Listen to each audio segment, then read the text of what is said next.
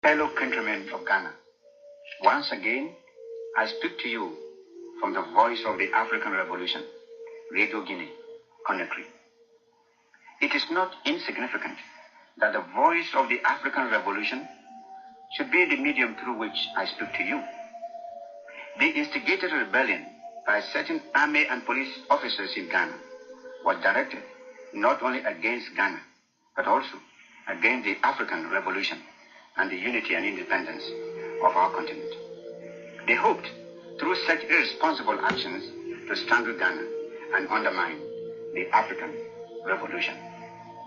For years, I have been talking and speaking, writing and teaching all about imperialism, colonialism, and neocolonialism in order to create an awareness of their workings and machinations. Only a sell-out willing tool, a quisling, and a lackey, a stooge, and a traitor could fall victim to the wiles of imperialism, colonialism, and neocolonialism. The pity is that there are still Ghanaians and Africans who are prepared to sell themselves to aid and abet these systems. These agents and stooges chose to attack the African Revolution by attacking me. They know that the name of Ghana is one of the symbols of African achievements. It was so in medieval Africa, and it is so today. The reawakened African giant is the master organ for African progress, national consciousness, and African unity. It is the symbol of the courageous struggle of the African people for national independence and continental unity. From pre-independent days to the day we fought and won our independence from colonial rule, the symbolic date being 6 March 1957, Ghana has thrown herself freely and boldly into the struggle for African emancipation. We have proclaimed our firm stand against imperialism, colonialism, and neocolonialism. We have unflinchingly stated that the independence of Ghana was meaningless unless it was linked up with the total liberation of the African continent. We made it clear to our brother African states, which followed us in the wake of African freedom and independence, that unless Africa was politically united, our continent would never be really free from foreign interferences and domination. We also warned that imperialism and neocolonialism would turn some of us into stooges and traitors in order to undermine and subvert not only the African Revolution, but the very existence of independent African states. This has become our cardinal foreign policy, and this is what we have been shouting from rooftops all over the African continent.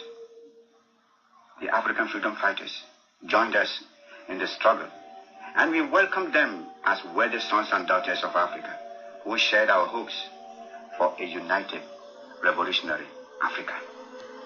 Thanks to the efforts of the African freedom fighters and revolutionaries, today there are no fewer than 36 independent African states united under the banner of the Organization of African Unity. The Organization of African Unity presents a common front in the struggle to free and unite Africa and claim for her the international recognition, dignity, and respect which is Africa's due. Ghana and the Convention People's Party have never been forgiven by their enemies for their firm stand and the part they play in the African revolutionary struggle for emancipation and unity. Since independence, they have tried various stratagems to overthrow Ghana and make her subservient to their whims and caprices. Our firm policy of positive neutralism and non-alignment thwarts their plans and balks their policy of undermining us. In public education, public health, and social development, Ghana today is an example of success. Thanks to the workers, farmers, and peasants of Ghana, the standard of living in Ghana today is one of the highest in Africa. What we have achieved belongs to the people and not to a clique of self-seeking people or class. The people themselves know this. This unwarranted rebellion threatens to destroy all that the Ghanaian people hold dear to heart. This senseless rebellion threatens the achievement we have sweated for the past 15 restless years. By this rebellion, they have tried to set back what we have achieved. They have attacked Ghana and the African Revolution, but they cannot succeed. We will not allow them to succeed. These stooges and sycophants of neocolonialism may temporarily set back Ghana's progress, impede the African political movement for a time. They may destroy some of our work of patience, diligence, and sacrifice, but we will rebel when they destroy. Our socialist gains and achievements can never be destroyed. It is only unfortunate that for Ghana, the various projects and factories which were started by my government have all been abandoned by this so-called National Liberation Council.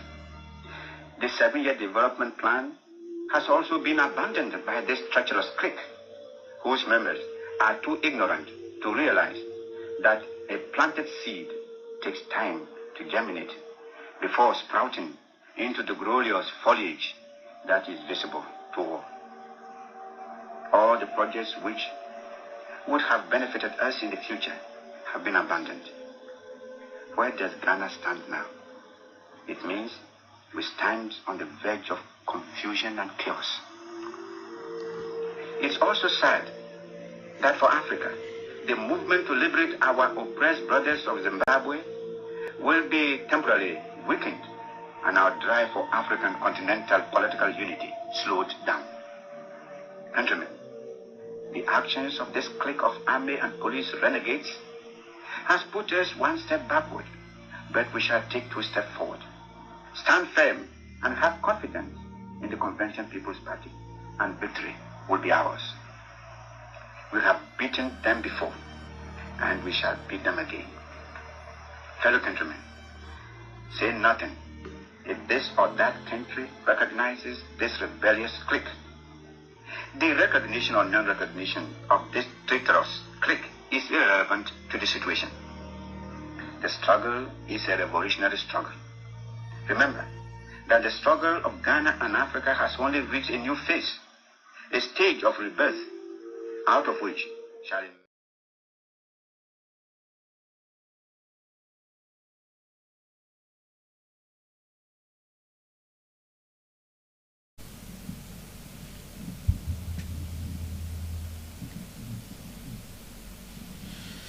You're welcome to the biggest platform on earth. You can call it how you want to call it, but I call it the biggest platform on earth. This is the beginning of the future. The future you see to be long way to go, no? We see it to be today. Thank you very much for watching me. My name is DJ. I call me social media ambassador. Here is the Youth Palace. We're going to discuss a very important issue and a topic as well. If you look at a picture on the screen, those of you on TikTok, let me show you clearly. As you come here, or as you're coming here, I believe as time goes, you're going to describe all these things. We're going to describe it, and then you are also going to describe what you see, what you can see in your screen is no and echo come wasem. So what's your title now? You're saying the global youth of what? Africa. And we the global African youth. This is why we start with the local people, ghetto people. What the would that baby I also say a kwan amenemu gatamu ekurase baby I wish biano. We are talking about you. We are talking about you. So una wo she kura bi ase wo she hen me pacha wasam na ye kan. We first listened to Dr. Osajifo Kwame Nkrumah. Na wutie Kwame Nkrumah. I want all the youths in Africa today especially we are starting from Ghana. We're moving from Ghana because Ghana is the center of the whole world. center of the Africa and the center of everything in Africa. That's why we see Ghana as a black star. Ghana, Africa, you know, you say blacks. Blacks ni na almost star any. Na meka bibi kakra e opotoka samu. Ama ye nyina no ya eden yetie na semiwie a mechirechire mu na masan dia batwi sene ye ya no da bia no. Me ba chawo wenye regular MPP NDC. Uwa MPP otumi join, uwa NDC otumi join. Ye program ye mabru program.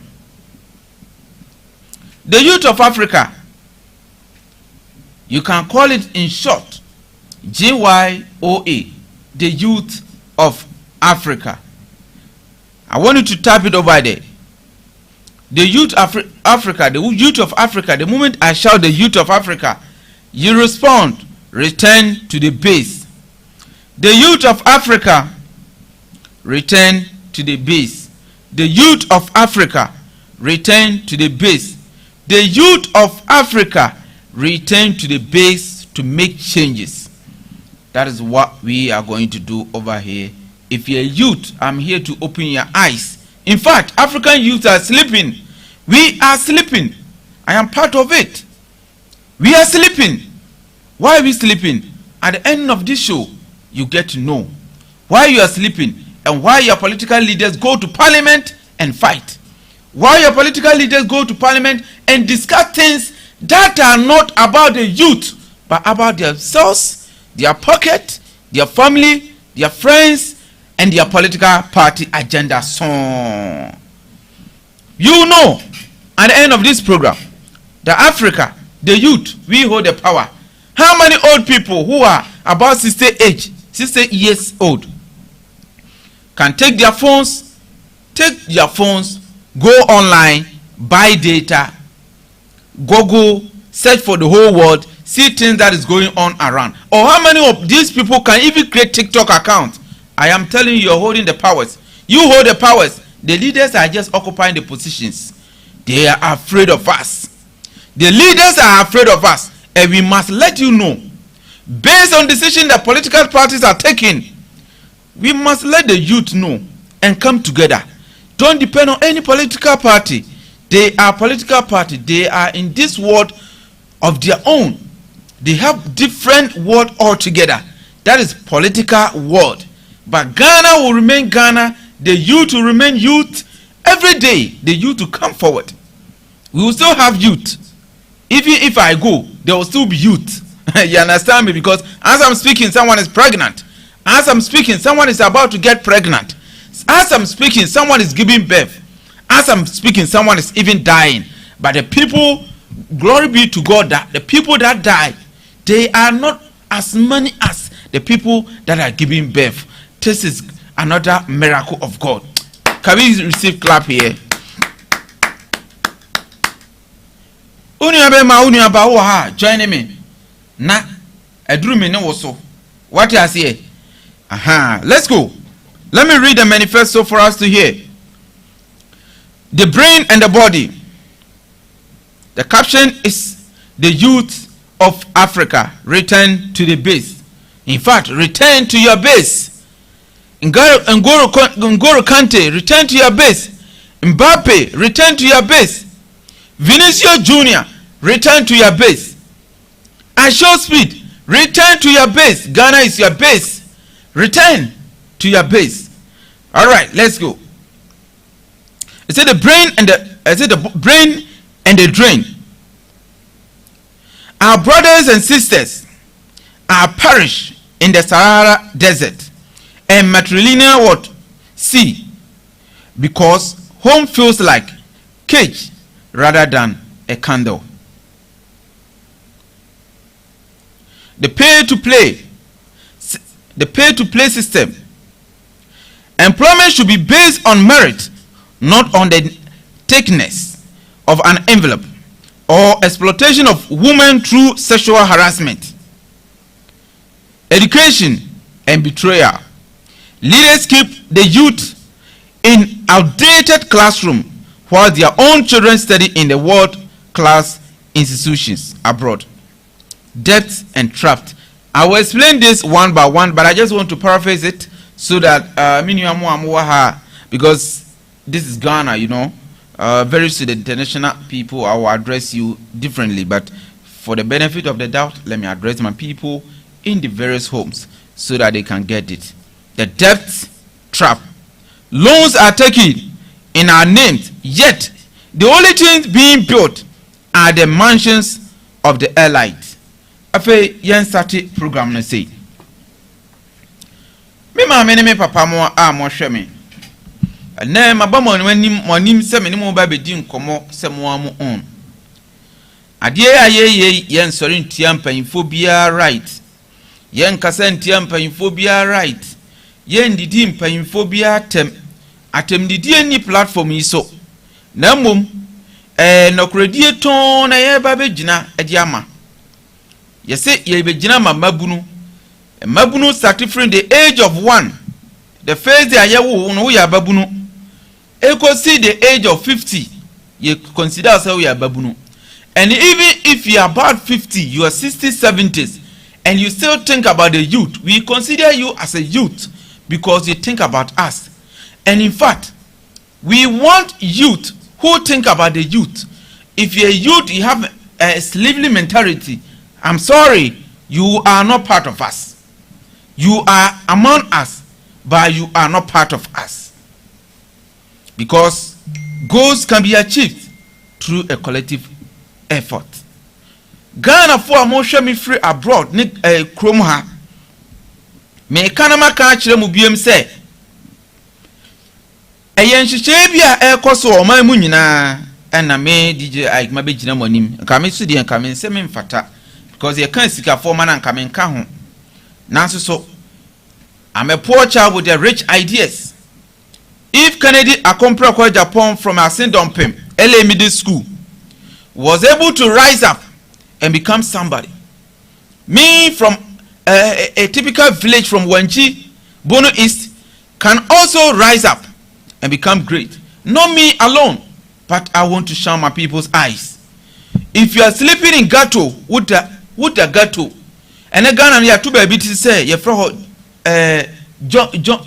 junkies areas, you from Jonka or saying, I don't know the name. You will places and crofo ya kasa honey dear. Rebase. Yes, and obedi amama ye fro rebase. E hono wo kodia na che abusuafo hunu se jonka we na wo kono wo de wa se ye fra abusuan mu. Ye wo bebi e fra no ensanwe pa ahomache 5. Sika no de beto aduane de de beto nsan ye den anom. Now, all these people, if you look at their ages, in fact, the oldest person over there is 45 years. But uhuna, I am sorry, wabako kramuno. Wabako kramuno. Ubehunu nene ni maya hoya. Atiefo. Ababuno wutie me, wanipsha video so anya temididi ntimi sa won like mpo no wa share. Enya temididi na mibe didi, enya MPP NDC na me yenti no. You will not even like, not even consider as oh subscribe no wa share video no. But enya na me hwe nipa mienu miensa on beba o mefa. No mbe yesu tie no omunti na me wa ha emabuna mo Ghana empanfo mu die esu ne die din kokobọ busuan wo IMF omo die din ko World Bank omo die din ko emrofu krom omo kokodura omo so mbe bobusuan ba be ye o my Ghana ye. I'm sorry, they don't omo bedura se ne be ya wo be di kan criticize omo be lose power your political party and to omo bedura political party no ma hwe omo kakra. Omo hwe omo wi ane aka no na omo di aye bibi kakra te say ye kwan no omo mpa ye butie omo mpa kwan ne ye but so omo anye kwan na mo beto abaye den agensi omo enti omo ye kwan ne biara na minister agene de nipa no ma contract na agene de na workers na nkasa so omo ye kwan no ebi mu so wie cement ni bi na drivers na omo de cars ne twe abo ne anwe aba no omosie wia car ni diesel akwakoton adi muntie wonche ni biewu pay as you go enti oman no every nipa wo from kokosi oman na wo bampanyin na wo top oman panyin de nkopa oman ni ye mpanifo ni bi mpa oman ni ye nanso so e na adwe se oye oman ni ye a timamfo no beto abaye den etia no enti obeye ne ɔman ne yɛden ɛpɛ emabuna mo Africa Ghana diasporas. I know say by this time you are wearing coat like what I'm wearing, but come to Ghana here, weather is very good, 100% weather. There's nothing like a cold, there's nothing like a streetly or sun scorching. Etimi pacho mama ame amwa misro me fire na so sadi dia mama fire mie misro me wo Ghana, but I'm just trying to tell you say outside Ghana I just wo hwe we na watimi ayeden a survive. Ghana metimi a raw materials sie na me ne mo ayeden akasa abra wonye den ende me kana maka kire mu say Ghana form wo abrochire mon sambra mu krom mo meka mo humom mo pay investors mo mfa mesi politicians so mo meye normal wo mu krom, because the political parties have read the minds of Ghanaians to realize say enkrofo na omoto aba no emabunu ne yakakra bi emabunu na omoto aba no bebre koto because of ni obenya. They vote because of what they will get and not what they are voting. Let me tell you this is Africa, this is our own. Now as a politician be kwa ko bobusia no ohwe no 4 years project how they be win election. Now as a youth you can't just say the future is yours, sir. I'm sorry, they are lying and we are deceiving ourselves. The curriculum we study in Ghana, we don't even learn about timber. We don't even learn about salt. We don't even learn about mining. We don't even learn about our own gold. We don't even learn about cocoa. We don't even learn about our own soil. A champon cry yedi ba Ghana hai. Se nya wona na bi na be chiwa ka kire se a champon ne koko tutu sa nwura ne de ba Ghana, because eya edura a champon nwura ho etimi sa esi yare. Nanso obi eni ho be ka kire wa na ye hunu se ye nwura ye hye no. The best thing we can do is say yakọ toilet na yatete na ya pepa se be ba bi. A mintimi nka no ha. Ye nuamo abuo nkurase no. Ghana ye omanya anka nyankopon adom ye bibia bi. We have bauxite, manganese, diamond, chese lithium. Ye nya kwakonya anwea papa se nya anche na krompo ye den. E wo ha. Ne etosu biem se ye petrol, ye tu oil e wo Ghana. Nanso Ghana ni sori a obenya future agi se wotu kwa abruchire. Now a Ghanaian youth to file for scholarship. Oba file for scholarship. Ye fane no okoko dura brochire owia no abisa no ho se entimidi minimi die ko Ghana ye beboa me na ye moame me pa ye moa obeduru kura wa aju se wo hu no kura no wan hwa ne ye kunkura firi asas atiasefo asase so ye betata system no makwan. Now the system is not allow anybody to open jobs. The system of Ghana do not allow job creation. It is allow consumption. Se mabunu se mo se me bua muntie mi. Abrai MPP delegates kwa akoto aba no. E maburu o Ghana ni street ni nyina ka se ye ni adwuma ye. Na ntika mo nto aba ma obi a ye nim kura no. Wa bi adwuma na o ka no kure. But ye nyampanfo bi o mo political position, higher position. Profile be ka kire say in Ghana politics na di kwan say o ka no kure. Canada Japan o ka no kure dodo. Canada Japan wo be disclose yen. Canada Japan se wo kwa abrochira man so obekwa akoka manafaka. Canada Japan na obi adwuma ne na egu e. Canada Japan empanfo na moto aba na mo se ye bi adwuma ye de ye pesika na adi. And they took more than 500 Ghana cedis to vote against Canada Japan who think about the youth. There should be a wake up call to all the youth in Ghana. So we are babu na mutiemia. I know you will not listen. But the few who will listen, and yet MPP NDC. Sorry, ni obetima aye ne ye. Se woni mpanyi bi na so obenya mo akwaje. Minu amo abrochire. Mudi misika aboabo no na mudi ama politicians. Politicians ya mudi be ma omo. Ade na mo me join the youth of Africa. The global youth of Africa. Ade na mo ma ye nyina nkambom. We have great people like Akon Free Africa. Akon of Free Africa. I show speed the most streamer, the highest streamer. nipa o streaming live video a otimi nya nipa dodo onu ni population o streaming a yehwe na wanted at a time no omodo so Ghana population otimi streaming na at a go 60 million people ehwe no YouTube e kire se abrante we investment bie ni ho obe na gise wo ye no Ghana wotimi nya den enye eni gise ma ewo mu ni se abrante free Ghana Anthony Joshua or African. Name them. A lot of people. A lot of people. Ghanaian diaspora. They call you black Americans. Please come home. Please come home. Africa is your home. Come and do investment. Nobody will chase you out. Nobody will kill you. If you start doing this in Africa, our politicians will think right. When they realize we have become wise and they cannot fool us anymore. Abambabin, the Speaker of Parliament, do you think he doesn't know there's unemployment in Ghana? He knows. Do you think John Dramani Mahama, our president, doesn't know there's unemployment in Ghana? He knows. Do you think the politicians, the MCs, the MMDCs, in Ghana, do you think they don't know there's unemployment in Ghana? They know.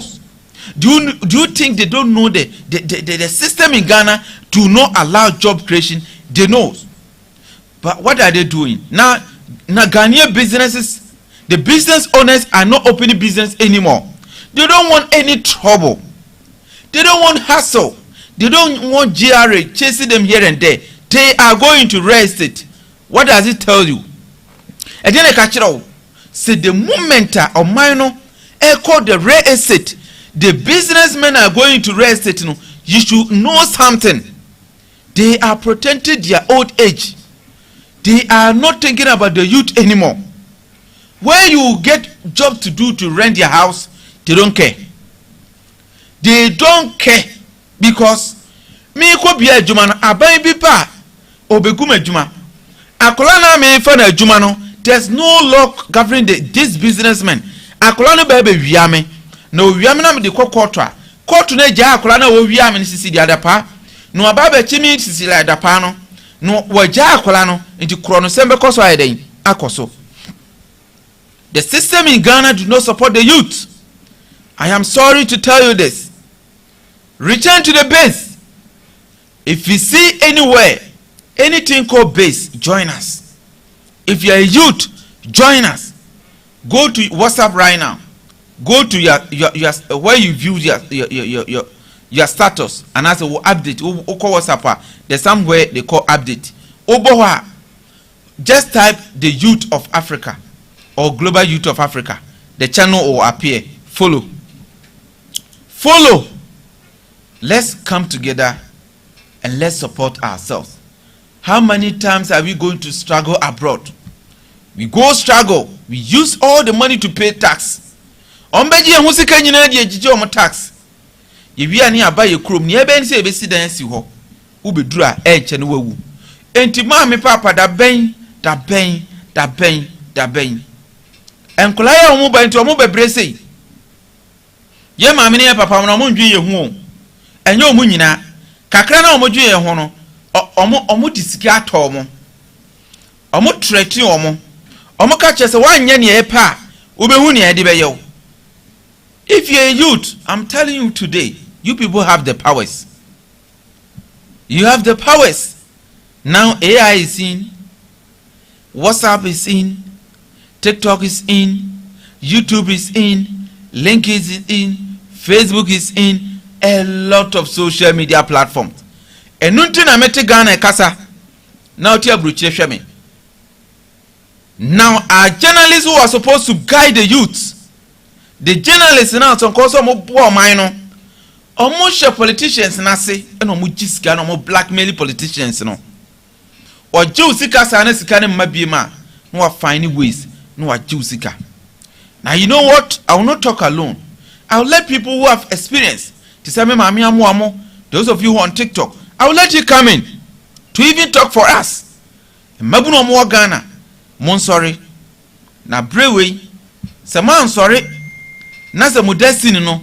Omo to ababu no akolakora o hye yefunu mo Ghana na odeka bisa ho se ade na yentua adwumayefo ka nanso aban ne MP ka aban ne DC ka bisa wo ho question ene koko akuafo koko na omate no omate koko na koton nanso sika ma no mo de atua omoka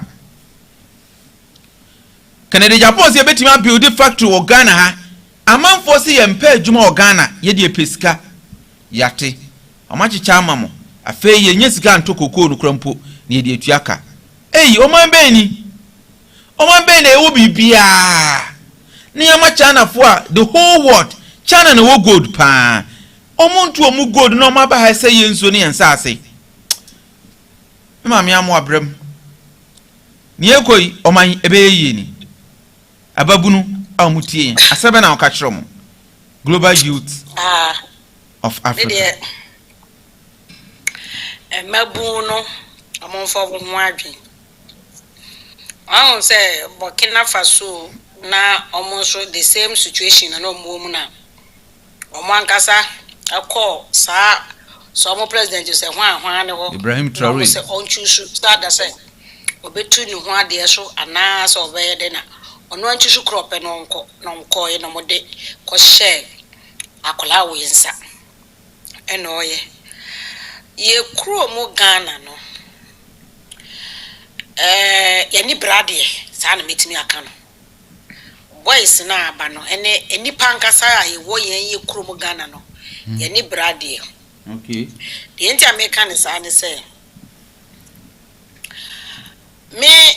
me tu kwan no kura no na menim say si ekoto aba ye betu nipa ye beyin no eye mpuntu adwuma na ye den ye obeye wo kwan ama obema hospital papa ko obeye enema bi a ewo se kro ni deserve ama ni nyina ya enjoy bi what you say basisi ano enra me call live bi so ena wose di pakwa ne say delegate for no ye to abawi a omunim ampanifo ni nim delegate for no na obi wo hokra ujina ne mu kra afre na onfa okay fair enough Beni misa si yi MP a MP na sade ne se obehwese kro no ekoye muni nsu obema obeji nsu aba ho muni light obeji light aba ho ekwan nya obeye ne aye kwan no kama amamu bayet no obi se me call hospital MP we amiame me call MP we anye mi sei me call wo ye MP we amama adore na mono se moji sika no ewia adenti na mo expect se MP kro no oba bedi light be ba kro no ho ana wode kwan obeye kwan na mam what you say enti no se meme nim se mo to aba yi onipa obetimi aye mu kro ni ye ye friend se dwemu na nkofo jeje ye friend sika te se take na MP na wo hone ne assemblyman ni nyina be kambo na sika no maje no mda yo kro no eye ya wa ha no kwan ye emfa president ho eye state na city no na kwan ye efa wo mo president bi eni wo tena kam se me kotwa homam ti ekoye kwan na kura wo ye na ka na musubi ba ye krom Ghana no fama me na mendi kro ni be koyi o kro ni koyi emfa wo ho journalist nya ba bi gina na ye di oman sika man no nya bi di toka adam a dia obeka bia ye nkwase asem onti mi sekire no kura ne se no kura ni ye ka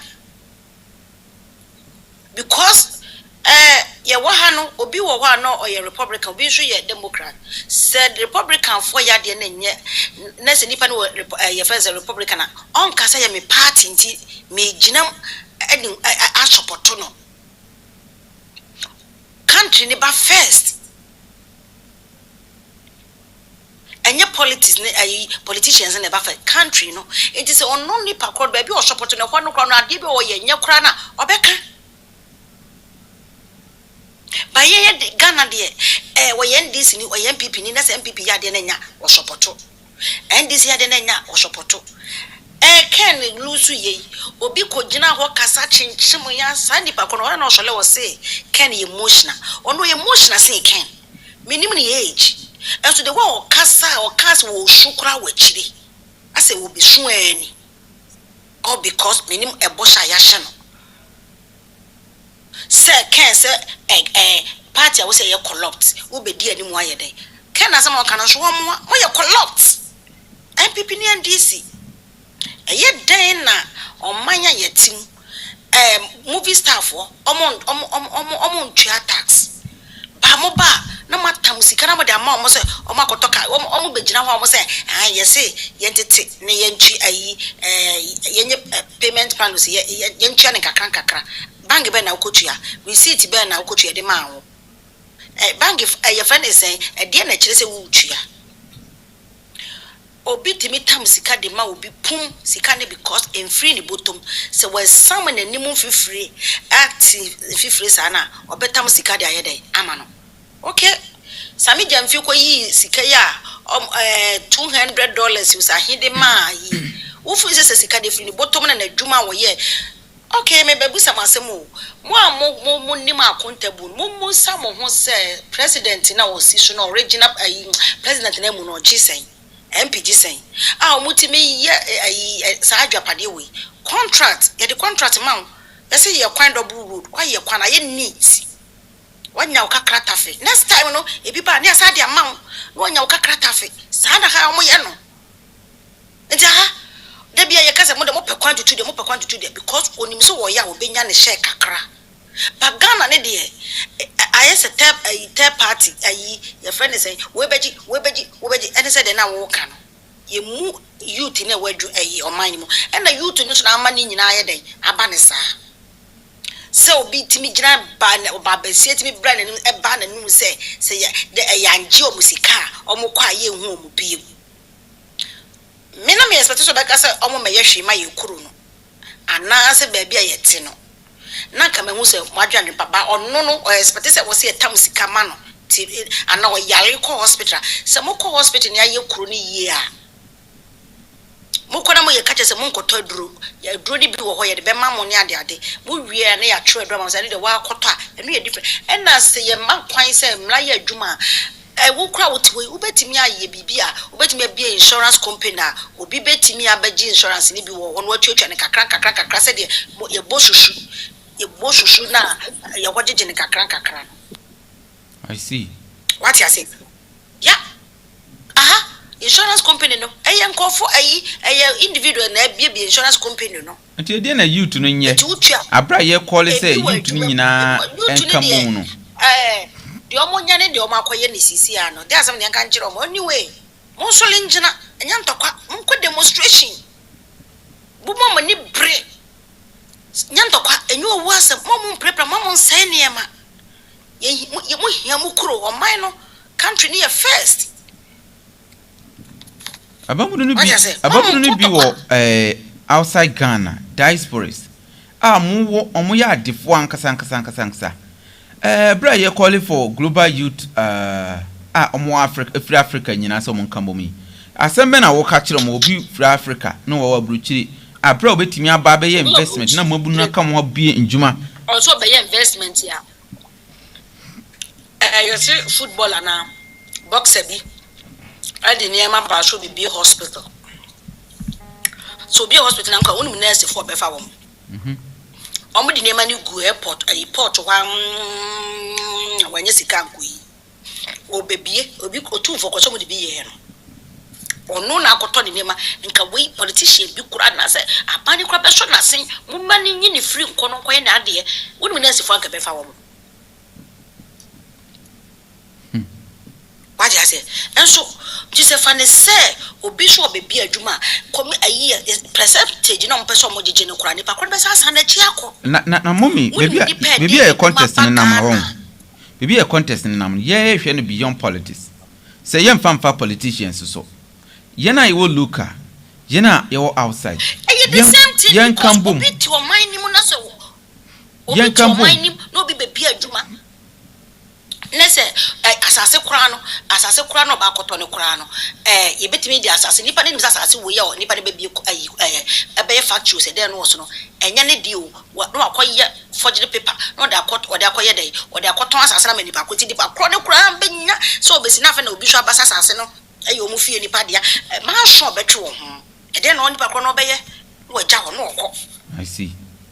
Obi afọ bi wa adwuma mu wo ho no wo tua ne ka no mini papa bi maami bi wo se o mbebie poultry farm oso mo wo ho na motofo bi betwetwa mu no ma begire mu adechi no ma kekere wo chiman no abji alutu ne ma mkofa yinyina fia brochire ba no mkraba nya na ya lutu wo obi so abi awie no a wo tua mo ka de mapa ne se me ma mo sika to aduane me ma mo lunch me ma mo breakfast do weekend me fa casuals na mo ye permanent na mama mo ko imagine off na bosume ne susu a mama makoko ne bi no ewi echi no mutimi wi akoko no fa akoko no ebi kunu no mo da frɛ nwula ha na beba sa oman we mu so obebi adwuma mla ye ni brade gesi kanhwe ni the same asama make the same thing wa brochira ha Ghana fo ni African fo ni bi se o man fa ye fa cameras amabobo ho a no mu wia company no ma kofo ya chibi na bi mutimi to mu ebi mutimi dwane oboko no do bi krata na ye adwuma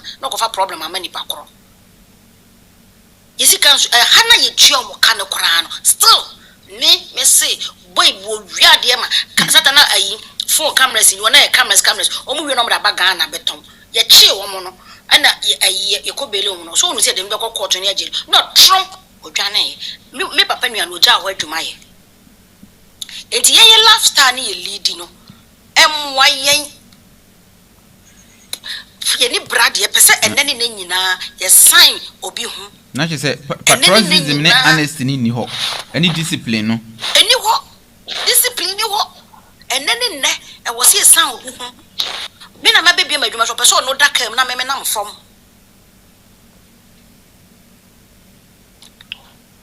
adenti na wo se ka ewura adwuma ewura no nam fom ono nam fom wo pese oda kam what you say minim sister bi obebi a store ma obi na diaper store sister ni lutu ni nyina die senka obi na sister ni hwe ni ya senka mo na wo obi mu no ofa nipa ba akwa kan no ofa nipa ba akwa kan it is ofa nipa tan kura na branch bia ne dia na se store no kura no wa bie ne ofa ne se ya lajo wa bie ba akọ oh ya tonti mi sako bie ba akọ no asako bie wa otimi ye ne be ye nan ye nipa nan na wa fa wo mu no okay enti ne youth nation no ye hu ye mobo obi ayi ahoho bebi adwuma ne ya yire ye ho ne ye ahoho no so mo sisi mu omo ntwa ka ne ye omo pra kra ye nhwe omo ba na ti ahoho adwuma de on be ye but kromani adwuma de on be gu no kromani bi epe no mo this is serious no mo say no ba owo India foi omo nye hui mamo e ba cho obetimi atwa ne ye na so de wadwen kira ba ebra mabunu asem na ye ka na wo Ghana no omo nya hwe ma omo enso ombe kom ho adwuma okromani be yepe na omo oyeyi na Ghana fo no so ye paprapra adwuma ayi ye friends aho paprapra o pese obotai kromo ha wo be hu obi na tale ode kwa adwuma no wo hu ni se ye fin kwaso kohwe sika woje promba ayi zoom lion ya en Ghana esresiri e wo se catalyst sa zoom lion no omo pa na wo se ke etuo mo kaye because kromo honya citizen wonya bi nye kromo obi Ghana obi kwa kase ne ye zoom lion ya wo ye manager na sa wo se me se ngura o na me ma me ba ne nwale especially sa movie for na mo de ye ayi movie ni kura na omo bu adwuma na ba mu no enso e wa brochira wonya citizen wonya bi nye so company mu ya pa se ebe makromo okra ye neat but the when any abso be ye adwuma no mo nipa ni be bie company no wa mo equipment a mo de ye wa tuo mo ka ye adwuma ne koso no tuo mo ka ye ni puni ni be betimi afa kuma se nkrata krade company kase na obubia de ne de na mobia bia obi kuma se obi so bia obi wankra kono kra be ni politician be jata na ni ase akofa truck no so mo nyi ni ye omo so mo ntua boys ni kai nti no Ghana ne de nipa na nka ja yesi ye hwe ne kakra no na moto aban so ye den eti ano no ba nyame ye den eti ase because ye nyi ba no ye wo chalote factory ye plastic factory ye ma bebre temakra ne entoma ano mo ye wo temakra ne nyagra se na koso ayi ye fe na koso mo kra de no aba ayi sa kro we ho kwa ne so ye for was just nya just kan be refi Japan se hinyina ne ye entoma wo na yes GPT ya ye kana Ghana de ben ntuma ya mo kana ho asemi GTP ne ye tema no na wotema okay ubi sana boa chese ne boa dinsin so be kwa koto China for die be times 2 timomfo be din ato ana bu che betimi ajoin ye na program ne ya hye na osiso wa kire wadwen ewo me ba to mo nyina enjoin na mabunu ehu hia o Ghana GTP ne de dada nyana ne boarding those days nyina na no wo soro kakra ane ansa na ATL entuma na bia na mu afonia TTL no mo ne ho nkro ne ban ane na efo kakra I see what you say all right you know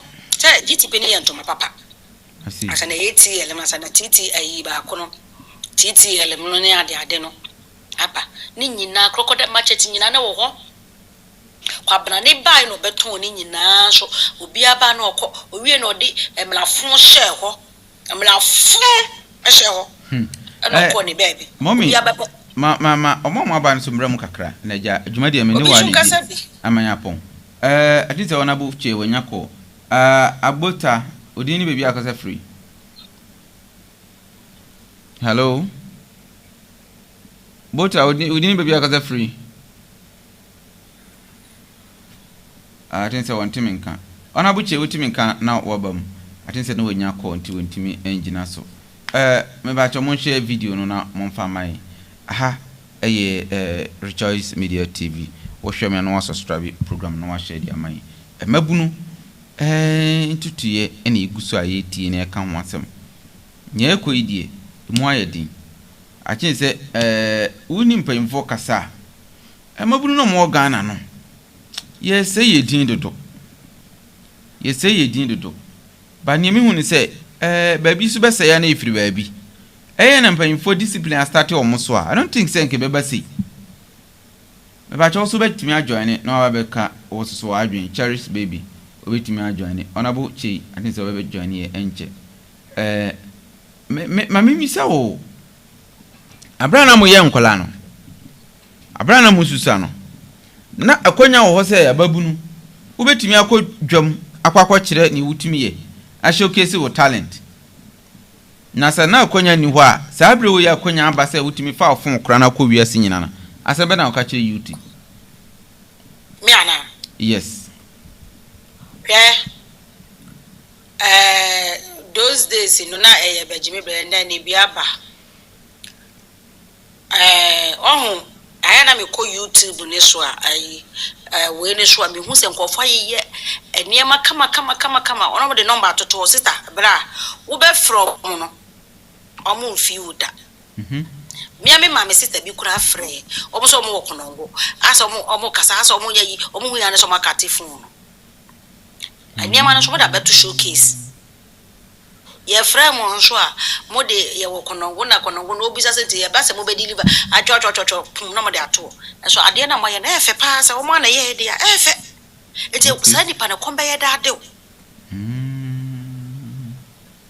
what I say so wo so wo ye ni ye wo tren wo ye mesi wo wa ni madwuma ye papa enti ka wo ti se ehye manded na wa be ye wadwuma atine nsa no abebom mehu na me fe na ma frɛ no oh mama betimi aye me de time say ne beye na me oh okay yeah obi so frɛ wa no aka ni kra kire ni fa process me wo obi adwuma nso me wia wo esase wadwuma na efe nti obetwen oba onim na mo no so wadwuma ne ye kama no obi de ni ba beba se kire no ti akola ni hu no na wo adwuma ni mo tre ti no so ye senior ayi wo ho apprentice wo na wo shoma no ba we obet keka adwuma na boso be miensa sika ni bere no no be ye ne we de basa opentama ko join ne basa no okọ opentama ko join ko we de basa no okọ bo na obetwe na o so se Ghana adwuma ni ho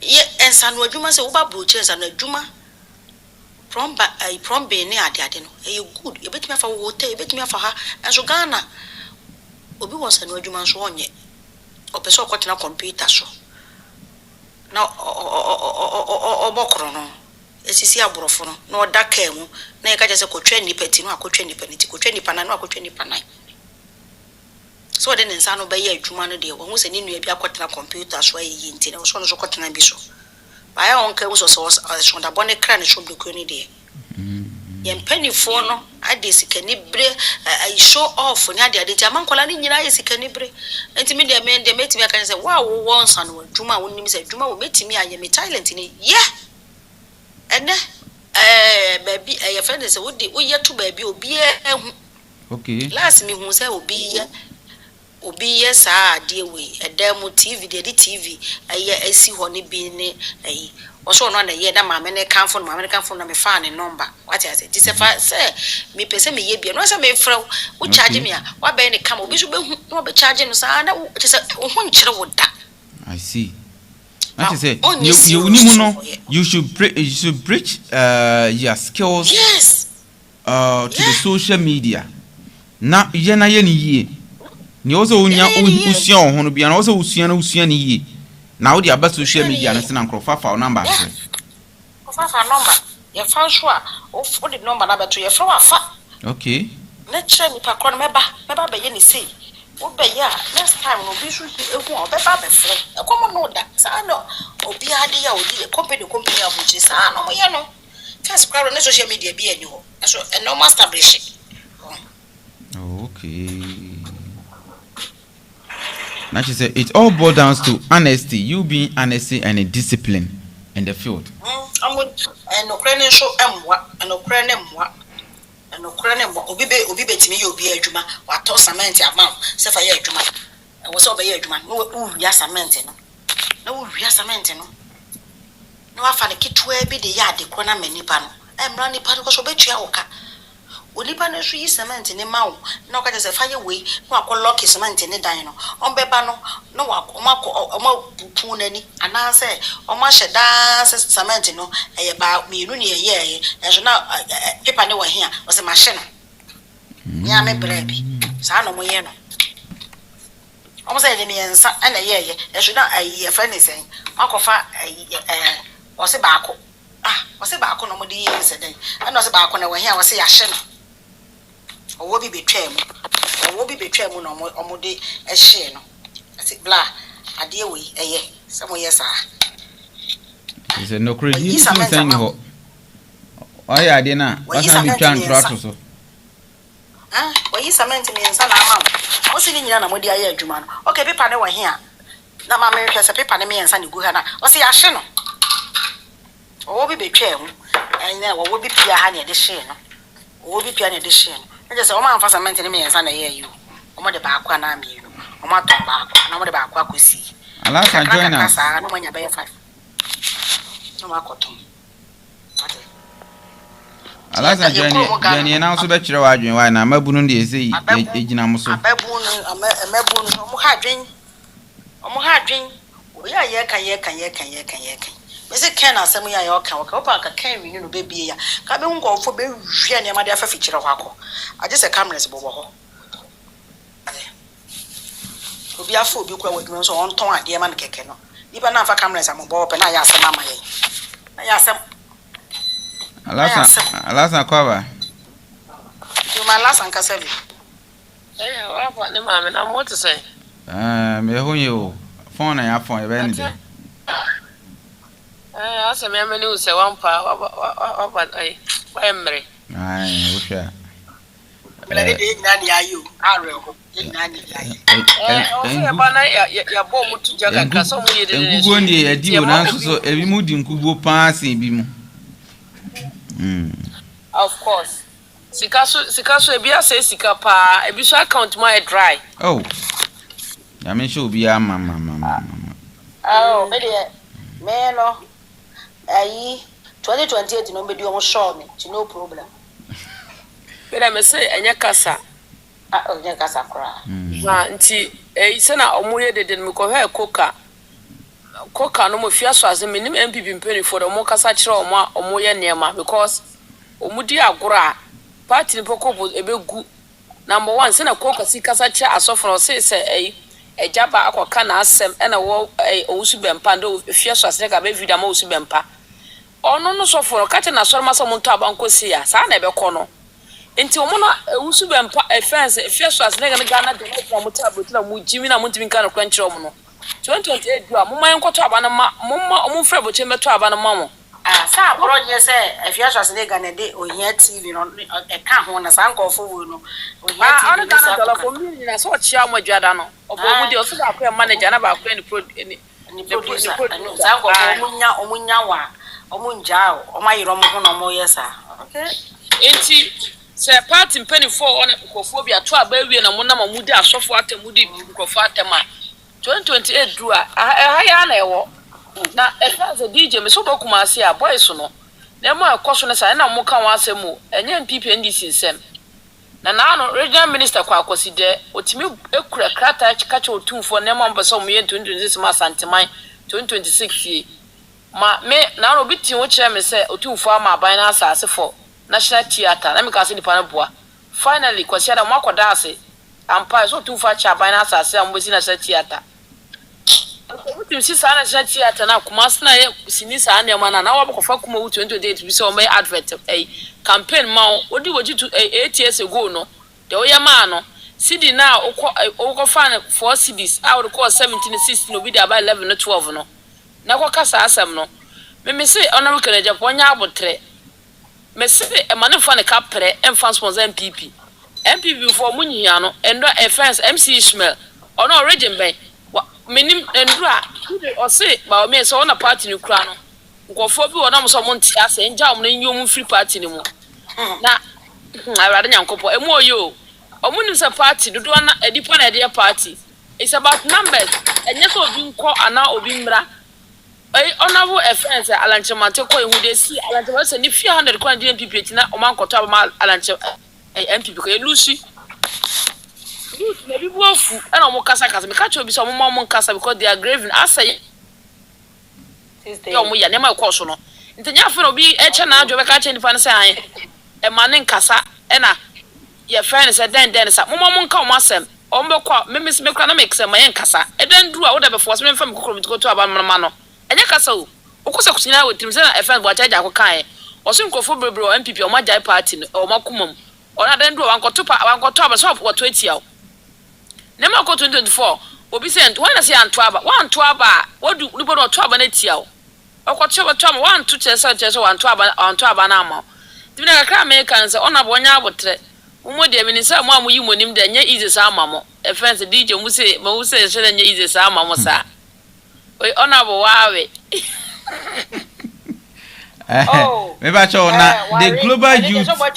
the global youth of Africa asemba na woka kire yes say mabunu nyina nyina coming together because they say na omani kitai tools ni nyina kitai social media ne na asefo nyina ya na kitai mpanyfo ndi omo political position ho keke asemba na woka kire mabunu no